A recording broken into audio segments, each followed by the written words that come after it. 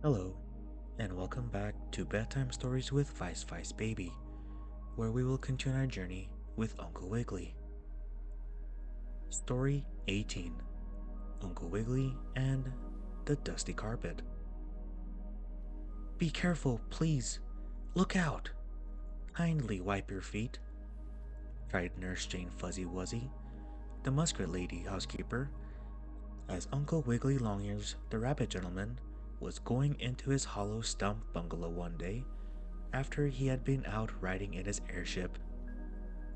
Why? What is the matter? Asked Uncle Wiggily. Don't I always wipe my feet, Nurse Jane? And this time, the rabbit gentleman was very particular to give them an extra polish or two on the doormat before entering. Oh, yes, as a rule, you are very good that way, said Nurse Jane politely, as she looked at her tail to see if Sammy Littletail, the boy rabbit, had tied any knots in it for a joke. But he did not, I'm glad to say. Yes, as a rule, you are very careful, went on Nurse Jane.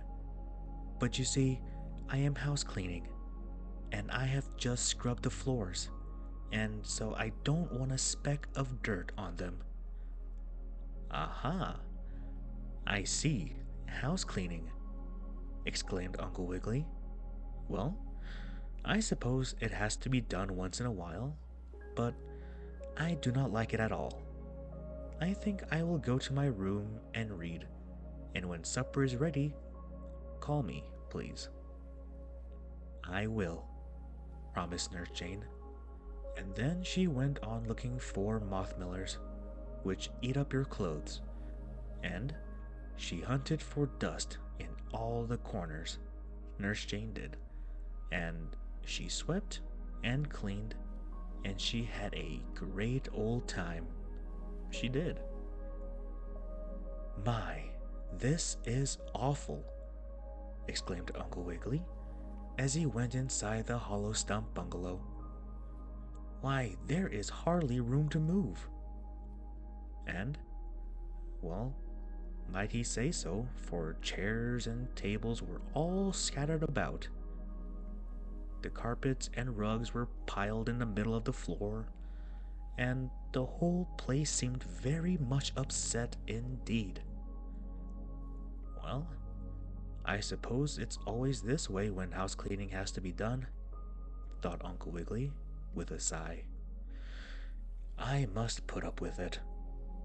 Then he stumbled over a stool, tripped on a chair, fell over a roll of carpet, and finally he reached his room and sat down to read a book about how to make yellow carrots turn pink by coloring them with Easter eggs.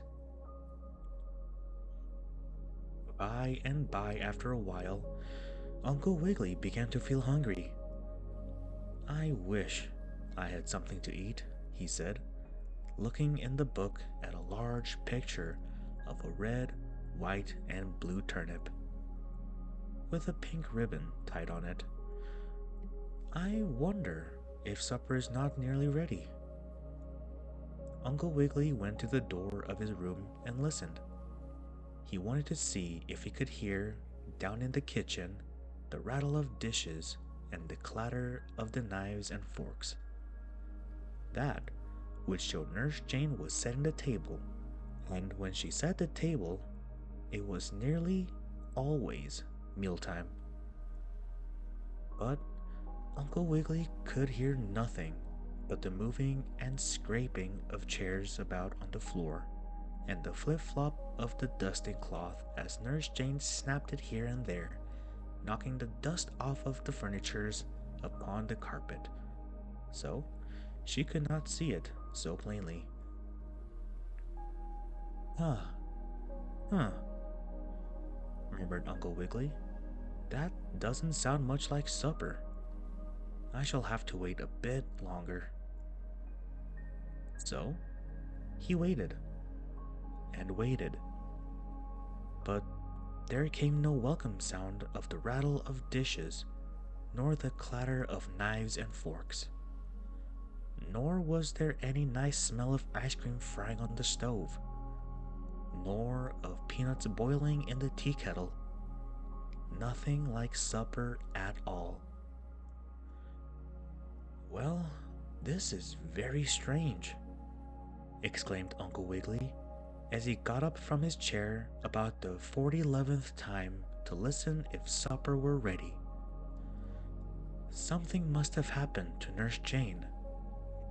"I'll go look," he said. Putting aside his book, downstairs the rabbit gentleman went, and he saw the muskrat lady in the yard, stretching a dusty carpet out on the green grass. "Ahem. Pray pardon and excuse me, Nurse Jane," said Uncle Wiggily.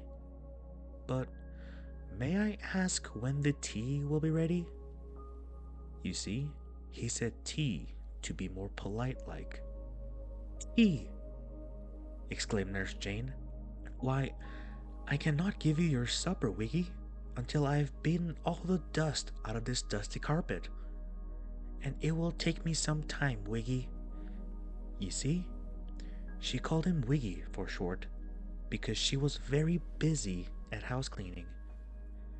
"No supper till that carpet is beaten?" cried Uncle Wiggily, sad and disappointed like. "No, indeed," answered Nurse Jane. Then, with her long tail, which was like a carpet beater stick, the muskrat lady began to whip the dust out of the dusty carpet to make it clean. "Oh my, that is going to take a long time," thought the rabbit gentleman. "I shall be very hungry indeed before I can get any supper this evening, if I can get it until that carpet is beaten." So he waited and waited, and Nurse Jane kept on beating that dusty carpet with her long tail, and Uncle Wiggily was getting more and more hungry, when all of a sudden he heard some voices shouting, "That's the way to run! Throw the ball! Slide to home base! Put him out! Over the fence! Hooray! A home run!" "Ah, animal boys are playing ball!" cried Uncle Wiggily. "I have an idea. I'll give them 5 cents each and get them to beat the dusty carpet with the baseball bats. Then Nurse Jane will not have to do it and can get supper for me."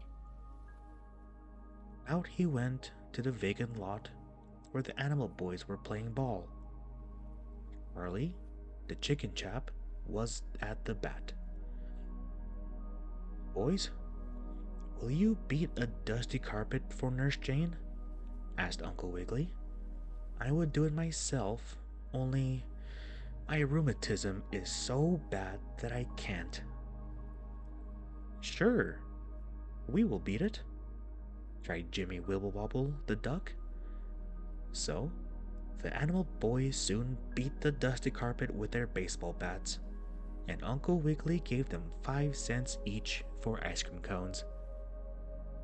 And shortly after that, Nurse Jane made ready the rabbit gentleman's supper, and everybody was happy, and when the carpet was no longer dusty, house cleaning time was over, and Uncle Wiggily could live in peace and quietness, and he was glad. And that's the end of this story. But if the ivy vine doesn't climb up in my window and pull the clothes off of the rubber doll's bed, I'll tell you about Uncle Wiggily and the little lamb. Thank you for tuning in to this episode of Bedtime Stories with Vice Vice Baby. I hope you all have a good night and sweet dreams.